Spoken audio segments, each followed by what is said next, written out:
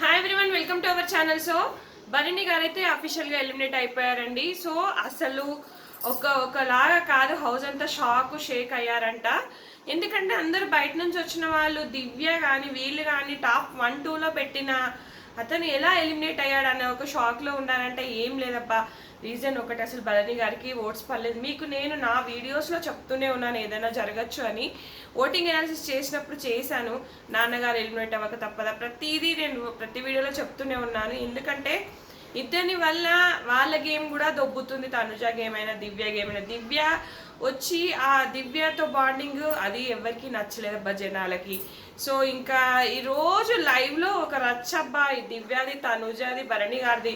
అది లైవ్ చూసే వరకు చిరాకు దొబ్బుతుంది. మొన్న ఒక కన్వర్జేషన్ ఏం జరుగుతుందంటే, రీతుతో ఎందుకు మాట్లాడుతున్నావు నువ్వు అన్నతో, అసలు ఆవిడ రీతు నన్ను ఫస్ట్ నుంచి టార్గెట్ చేస్తుంది, నన్ను నామినేట్ చేయాలని చూస్తుంది. సో నువ్వు ఎందుకు ఇలా చేసావు, సో నువ్వు రీతుతో ఎందుకు మాట్లాడావు, నన్ను ఫస్ట్ నుంచి టార్గెట్ చేస్తుంది, నాకు నచ్చట్లేదు, నువ్వు ఎందుకు క్లోజ్గా ఉంటున్నావు అంటే, ఆ రోజైతే ఒక మామూలు రచ్చ కాదు దివ్యాది. అసలు మీరు ఎందుకు ఇలా బిహేవ్ చేస్తున్నారు, మీరు వేరే వాళ్ళతో మాట్లాడినప్పుడు నేను ఎప్పుడైనా అన్నానా, లేదు అని ఇక ఇద్దరు కలిసి ఏడ్చుకోవడం ఓదార్చుకోవడము, అన్న అంట కూతురు అంట, ఏం బాండింగు, ఏడ్చేస్తున్నారు, తెగ ఏడ్చుకుంటున్నారు. అసలు ఏంటో నాకు అర్థం కాలే. తనుజ ఎప్పుడైతే నాన్న అని పిలిచిందో, లేదమ్మా నీకు నాకు అంత వయసు తేడా లేదు, సో వద్దులే అలాంటి అన్నీ ఫస్టే కట్ చేసిన అయిపోయేది. అసలు ఇవన్నీ ఒక చెత్తలాగా వెళ్ళిపోయింది. ఇంకా సుమన్ అన్న అని, సుమన్ అన్న అన్న అనడము, రాము అన్న, ఇవంతా ఒకలాగా వెళ్ళిపోయింది అనమాట ఆ బాండింగ్ అది అనేది.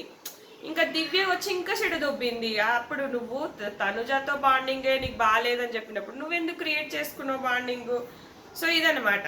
మళ్ళీ బయట నుంచి వచ్చిన వాళ్ళందరూ భరణి గారు చాలా తోపు, మళ్ళీ భరణి గారు టాప్ 1 టాప్ 2 ఇమ్ము అన్ని చెప్పగానే ఇంకా ఎక్కడికో వెళ్ళిపోయాడు ఆయనే. ఇంకా మళ్ళీ ఆయన ఊహించుకుంటున్నాడు, నన్ను టార్గెట్ చేసి నన్ను నామినేట్ చేసిన వాళ్ళందరూ ఒకరి తర్వాత ఒకరు వెళ్ళిపోయారు చూసావా అని ఒక సెల్ఫ్ డబ్బా కొట్టుకోవడము. ఎందుకు ఇంత సెల్ఫ్ డబ్బా కొట్టుకున్నారు నాకు అర్థం కాలేదు.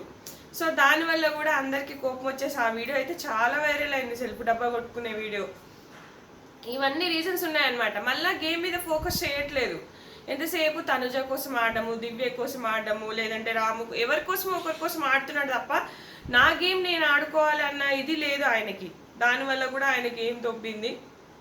నాకు సార్ ఎన్ని హింట్స్ ఇచ్చినా కూడా ఆయన గేమ్ని ఇంప్రూవ్ చేసుకోలేకపోయారు. లాస్ట్ టైం చాలా చెప్పారు, నీ దాని మీద నువ్వు నీ గేమ్ పైన నువ్వు ఫోకస్ చేయి, వద్దు అన్నా కూడా బంధాలంటే తనుజ మీద టార్గెట్ చేయడం మొదలెట్టారు. తనుజని అనడం మొదలుపెట్టేశాడు, తనుజ వల్ల నా గేమ్ పాడైపోయిందని చెప్పేసి, సో దివ్యది నాది బాగానే ఉందని చెప్పేసి. ఇక ఎంతసేపు గంటలు ముచ్చట్లు, గంటలు ఇదే సోది రామాయణం అబ్బా. వీడియోలలో ఆ లైవ్ చూస్తుంటే మాత్రం మీకు పరమ చెత్త బోర్ కొడుతూనే ఉంటుంది. ఎందుకంటే తనకేం దాన్ని పాటు చేసుకున్నాడు. ఇంకా దివ్య వచ్చినాక ఇంకా ఎక్కువైపోయింది. అంతకుముందు అన్న ఏదో నానా అని చెప్పేసి ఫిజికల్ టాస్క్లు అవి బాగానే ఆడుకునేవాడు.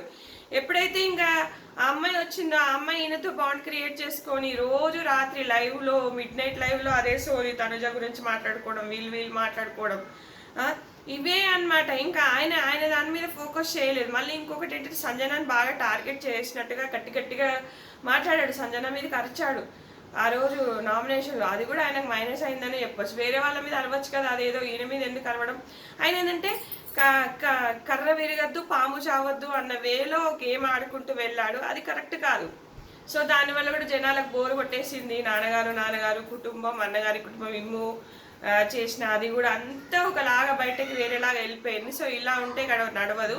ఓటికి కూడా రాలేదు. సో మరి పవర్ అస్ట్రా యూజ్ చేశాడో లేదో, పవర్ అస్ట్రా యూజ్ చేసినా కూడా పక్క వాళ్ళకి ఏమైనా ఎఫెక్ట్ అవుతుందని చెప్పాడు. మొత్తానికి ఇమ్ము మరి యూజ్ చేసాడో లేదో మనకి ఎపిసోడ్ చూస్తే కానీ అర్థం కాదు రేపు.